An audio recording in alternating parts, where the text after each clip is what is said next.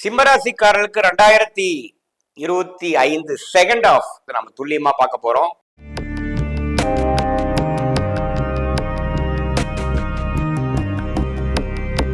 வணக்கம், நான் உங்கள் அன்பான சயின்டிபிக் வேதிக் அஸ்ட்ராலஜர் அஸ்ட்ராலஜி பேசுகிறேன். நல்லது நினைப்போம், நல்லதே நடக்கும். தொடர்ந்து நம்மளுடைய வீடியோஸ்லாம் நீங்க பார்த்துட்டு இருப்பீங்க நம்புறேன். அறிவியல் சார்ந்த ஜோதிட கருத்துக்கள் சயின்டிபிக் வேதிக் அஸ்ட்ராலஜி முறையில எந்த விஷயத்தையும் நம்ம மிகைப்படுத்தாமல் உங்களுடைய ஜாதகத்தில் இருக்கக்கூடிய கிரகங்கள், கோச்சார அமைப்பில் இருக்கக்கூடிய கிரகத்தின் அமைப்பு பொறுத்து எப்படி உங்களுடைய கர்மா, போன ஜென்மத்தில் செய்த பாவ புண்ணியங்கள் இந்த ஜென்மத்துல கர்ம பலனாக எப்படி செயல்பட போகிறதுங்கிறது துல்லியமாக மிகைப்படுத்தாமல், பரிகாரங்கள், அந்த பிரச்சனை, அந்த தோஷம், இந்த தோஷம்னு போய் நம்ம குழப்பாமல் துல்லியமாக சயின்டிபிக் அடிப்படையில நம்ம பார்த்து கொண்டிருக்கிறோம். அந்த அடிப்படையில இந்த வீடியோல சிம்மராசிக்காரர்களுக்கு 2025 செகண்ட் ஆஃப் நம்ம துல்லியமா பார்க்க போறோம். அதுக்கு முன்னாடி சேனல் ஃபர்ஸ்ட் டைம் வரவங்க மறக்காம சப்ஸ்கிரைப் பண்ணுங்க. தொடர்ந்து நம்மளுடைய சேனல்ல வரக்கூடிய வீடியோஸ் உங்களை அடையும். இப்ப பாத்தீங்கன்னா சிம்மராசிக்காரர்களுக்கு 2025 மார்ச் எண்ட்லயே அஷ்டம சனி ஸ்டார்ட் ஆயிருச்சு. ஜூலை மாதம் பிறக்கும் பொழுது நம்ம சொல்லக்கூடிய அந்த காலகட்டம் பிறக்கிறப்பவே அஷ்டம சனியில தான் சிம்மராசிக்காரர்கள் இருக்கிறாங்கிறத நம்ம தெரிஞ்சுக்கணும். அதே சமயத்துல குரு 11ஆம் இடத்துல ஓரளவுக்கு நல்ல லாபஸ்தானத்துல இருக்கிறது ஒரு நல்ல ஒரு சப்போர்ட். அதே சமயத்துல ராகு 7ஆம் இடத்துல, கேது ராசிக்குள்ளேயும் ராகு குருவால் பார்க்கப்படுகிறார். இதுதான் ஆண்டு கிரகத்தின் அமைப்பு. சிம்மராசிக்காரர்களுக்கு நீங்க தெரிந்து கொள்ள வேண்டும். சரி, இப்ப சிம்மராசிக்கு அஷ்டம சனி நடக்குதே சாமி, என்ன பிரச்சனை அப்படின்னா, நீங்களே இந்த 3 மாசம் ஏப்ரல், மே, ஜூன்லயே தெரிஞ்சிருப்பீங்க. சில விஷயங்கள் முதல் மாதிரி இல்லாமல் சடனா சில விஷயங்கள் பாதகமாக, சில விஷயங்கள் உங்களுக்கு சாதகமாக இல்லாமல், மனம் கொஞ்சம் இருக்கப்பட்டு மனத்துல ஒரு பயத்தை கொடுக்கக்கூடிய உறவுகளா இருந்தாலும் சரி, பினான்சியலா இருந்தாலும் சரி, பர்சனல், ப்ரொஃபஷனல், மனசு, மென்டல், பினான்சியல், இது மாதிரி விஷயத்துல எல்லாம் கொஞ்சம் கை வைக்கக்கூடிய முதல் மாதிரி இல்ல ஒரு சுணக்கங்கள் உண்டு அப்படிங்கிற மாதிரி ஒரு ட்ரெண்டை உங்களுடைய ஜென்ம ஜாதகம் எப்படி இருக்கிற பொறுத்து கொஞ்சம் கொடுப்பார். ஏன்னா 8ஆம் இடம்ங்கிறது என்னன்னு தெரிஞ்சுக்கணும். ஒரு ஆயுசுக்கு ஒரு சில ஆயுசுக்கு ஒப்பான கண்டங்கள், மரணத்துக்கு ஒப்பான கண்டங்கள், ஒரு இக்கட்டான சூழ்நிலை, வெளியில சொல்ல முடியாத பிரச்சனை, உடல் உபாதை, கடன், அசிங்கம், கேவலம், திடீர்னு சில மாற்றங்கள், திடீர்னு ஒண்ணு நடந்துருச்சு, எதிர்பாராத சில விஷயங்கள், சாதகமான விஷயங்கள் இல்லாமல் நாம பிளான் பண்ணாத ஒரு சில விஷயங்கள், சொசைட்டில ஒரு அவப்பேறு வர மாதிரியும், தலை தூக்க முடியாத மாதிரியும், மற்றவங்களோட கண்ணால் பார்த்து பேச முடியாத மாதிரி சில சங்கடங்கள், பணத்தை திருப்பி கொடுக்க முடியாத தண்டனைகள், சில திடீர்னு ஒரு ஏமாற்றம், பேரு கெடுதல், இது மாதிரி சில விஷயத்தை கொடுக்கக்கூடியதுதான் அஷ்டம சனி. ஸோ அஷ்டம சனி இப்போ உங்களுடைய ராசியே கொஞ்சம் நல்லா திட்பலம் இல்லாமல் கொஞ்சம் பாதிக்கப்பட்டிருந்தா இன்னுமே நான் சொன்ன பலன்கள் அதிகமா இருக்கும். ஓரளவுக்கு பௌர்ணமி சந்திரனாக இருந்த குரு சுக்கிரன் சுபகிரகத்தின் தாக்கத்தில் இருக்கும் பொழுது ஓரளவுக்கு பரவாயில்லை. நான் சொன்ன பாதகமான பலன்கள் குறைவாதான் இருக்கும், பயப்பட வேண்டியதில்லை.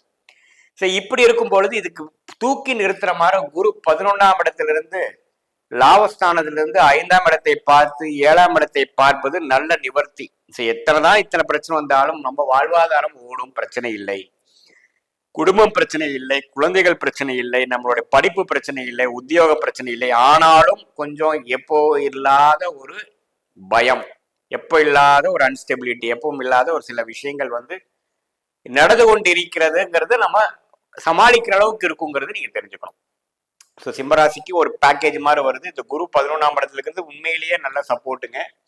ஏன்னா அவர் பார்த்தீங்கன்னா உங்களுடைய தைரிய வீரிய ஸ்தானம் என்று சொல்லப்படுகிற 3ஆம் வீட்டை பார்க்கறார், 5ஆம் வீட்டை பார்க்கறார், 7ஆம் வீட்டை பார்க்கறார். இதெல்லாம் அற்புதம். ராகு 7ஆம் இடத்துல இருக்கிறதுனால நீ யாரோட பழகுறீங்க, புதிய அந்நியர்கள், வடமாநிலர்கள், வேற மொழி பேசுறவங்க, வெளிநாட்டுக்காரங்க, உங்களுடைய சர்க்கிள் இல்லாம பக்கத்து வேற அடுத்த சர்க்கிள்ல பேசுறவங்க எல்லாம் பார்த்தீங்கன்னா அவங்க மூலமா சில பெனிஃபிட்ஸ் வர்றது, சில டக்குன்னு ஒரு கான்டாக்ட்ஸ் மூலமா கிளிக் ஆகுறது, புதிய தொழில் தொடர்பு, புதிய வேலை மாற்றம், புதிய படிப்புக்காக கொஞ்சம் மாறி போறது, இது எல்லாமே குரு பார்வை இருக்கக்கூடிய ராகுவா இருக்கிறதுனால அது ராகு திசை நடக்கிறவங்களுக்கு எல்லாம் அற்புதமா இருக்கக்கூடிய அமைப்புகள் கண்டிப்பா இருக்கு, தப்பு இல்லை. அதே சமயத்துல ராசிக்குள்ள கேது வரனால கொஞ்சம் மனக்குழப்பங்கள், முதல் இருந்த கிளாரிட்டி இல்லாம இது நடந்துருமோ அது நடந்துருமோ அப்படிங்கிற அந்த ஹைப்போதெட்டிக்கல் திங்கிங்குள்ள எல்லாம் போகக்கூடிய அமைப்புகள் கட்டாயம் இருக்கு. அது கொஞ்சம் மனசை கொஞ்சம் நிலைப்படுத்திக்கணும். மெடிடேஷன், யோகாங்கிற மாதிரி பண்ணி ஓவர் திங்கிங் பண்ணக்கூடாது. இல்லைன்னா அஷ்டம சனி என்ன கொடுக்கும்னா, நம்ம வந்து நடக்காதுக்கு முன்னாடி அது நடந்துருமோ இது மூலமா நம்மளோட நெகட்டிவான விஷயங்கள், வீக் பாயிண்ட் ஆன விஷயங்களையே நம்ம கான்சென்ட்ரேட் பண்ணி ஓவர் திங்கிங் பண்ணக்கூடிய அமைப்புகள் இருக்கு.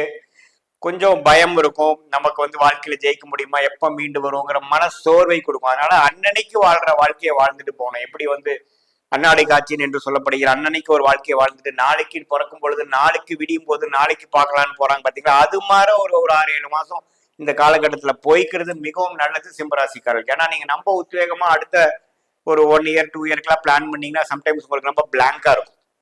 அது உங்களை மனசை வந்து சோர்வடையும், மனசு ஒரு ஹோப்பை வந்து குறைக்கிற மாதிரி இருக்கும், கான்ஃபிடன்ஸை குறைக்கிற மாதிரி இருக்கும். ஸோ இந்த மாதிரி காலகட்டத்தில் வந்து ஓவர் திங்கிங்கிறத அவாய்ட் பண்ணணும். இரவு நேரம் டிராவல் பண்றதை அவாய்ட் பண்ணணும்.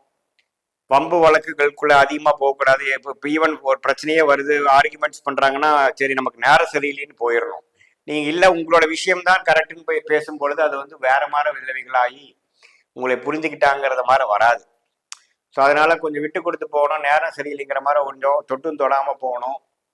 புதிய முயற்சிகள் எடுக்கக்கூடாது. இந்த நேரத்துல போய் ஒரு தொழில் மாறுறது, ஒரு வேலைக்கு மாறுறப்போ நம்ம 100க்கு 10 தர யோசிச்சு தான் மாறணும். ஏன்னா அஷ்டம சனியில வந்து ஒரு நோய் நல்ல இடத்துல மாறிடுவோம். ஏன்னா அது நல்ல கர்மா செயல்படக்கூடிய ஒரு காலம் இல்லை, தீய கர்மாவை செயல்படக்கூடிய ஒரு காரணங்கப்போ நம்ம வர்றது எல்லாமே நல்ல ஒரு விஷயமா, நல்ல ஒரு குரோத்துக்கான்னு தெரியாது. ஒரு நல்ல தசாபுக்திகள் பார்த்து, ஒரு சயின்டிபிக் அடிப்படையில் பார்க்கக்கூடிய ஜோதிடரை பார்த்து தான் நீங்க முடிவு பண்ணணும். ஸோ அஷ்டமி சனி நடக்கிறப்ப எல்லாமே கேர்ஃபுல்லாக இருக்கணும். புதிய முயற்சிகளை கொஞ்சம் தள்ளி போடணும். சர்வைவல் மோடில் இருக்கணும். வெளியே குரோத் மோடுங்கிறது அஷ்டமி சனி கொடுக்க மாட்டாருங்கிறது நீங்கள் தெரிஞ்சுக்கணும். அதே சமயத்தில் உடல் நலம், இரவு நேரம் போகிறது, உங்களுடைய ஃபோனு, பர்ஸு இதெல்லாம் கொஞ்சம் பார்த்து வச்சுக்கணும். திடீர்னு இழப்புகள், திடீர் திருட்டில் போயிடுச்சு, ஏதோ ஒன்று மிஸ் பண்ணிட்டேங்கிற மாதிரி விஷயங்கள்லாம் கொடுக்கக்கூடிய வாய்ப்புகள் இருக்குது. அதே மாதிரி கம்யூனிகேட் பண்ணுறப்போ கரெக்டாக கம்யூனிகேட் பண்ணணும். தப்பாக நம்ம கம்யூனிகேட் பண்ணுறப்போ அது ராங்கான ஒரு விஷயமா போகும். ஆஃபீஸில் பொலிட்டிக்கல் கேமில் மாட்டிட்டு நம்மளை ஸ்கேப் கோட் ஆக்கிடுவாங்க. நம்மள அடிமாடா போட்டு நம்மளை வந்து செய்யாத குற்றத்தை நம்ம தலையில போட்டுருவாங்க. அதெல்லாம் கொஞ்சம் கேர்ஃபுல்லாக இருக்கணும்.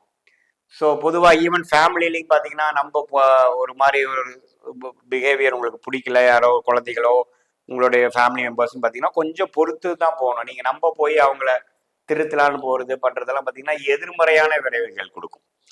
ஸோ எல்லாத்துக்குமே ஒரு நிவர்த்தி குரு 11ஆம் இடத்துல இருக்கிறதுனால பண விஷயங்கள் நல்லா இருக்கும், ஓரளவுக்கு இருக்கும். ஆனால் அந்த அளவுக்கு செலவுகளும் போயிட்டு இருக்கும். குழந்தைகள், ஃபேமிலியில திடீர்னு சில உடல்நல கோளாறு, ஆப்ரேஷன் பண்ணணும், கத்தி வைக்கணும், அது மாதிரி சில விஷயங்கள்லாம் கொடுத்துரும் இந்த அஷ்டம சனி நடக்கும் பொழுது. ஸோ அதெல்லாம் கொஞ்சம் கேர்ஃபுல்லாக இருக்கணும். மற்றபடி பார்த்தீங்கன்னா ஓரளவுக்கு நான் முதலே சொன்ன மாதிரி ஓரளவுக்கு மாத கிரகத்தின் அமைப்புகள் எல்லாமே ஓரளவுக்கு பலமாக இருக்கிறதுனால நம்ம பயப்பட வேண்டியதில்லை. இதே உங்கள் ராசி ஓரளவுக்கு நல்லா இருக்கும் பொழுது அவ்வளோ ஒன்றும் ஆகாது.